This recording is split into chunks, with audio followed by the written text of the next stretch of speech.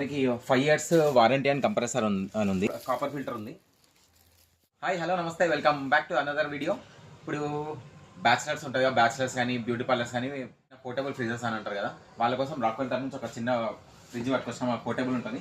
Just మనకి almost ఒక 3 feets ఉంటుందేమో. ఈ పోర్టబుల్ ఉంటే మనకి బ్యాచిలర్స్కి ఏంటంటే వాళ్ళు రూమ్స్ మారిన ప్రతిసారి ఆ పెద్ద ఫ్రిడ్జ్ తీసుకువెళ్ళాలంటే వాళ్ళకి ఇబ్బంది ఉంటుంది.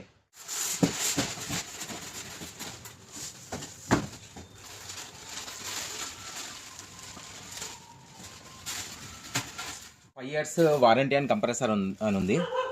రాక్వెల్ బ్రాండింగ్ ఉంది. ఇక్కడ సైడ్ మనకి 1 స్టార్స్ దీనిలో ఎలా ఉంటుందని ఇది మొత్తం చూసిన తర్వాత మీకు బ్యాక్ సైడ్ ఎలా ఉంటుందని చూపిస్తాను.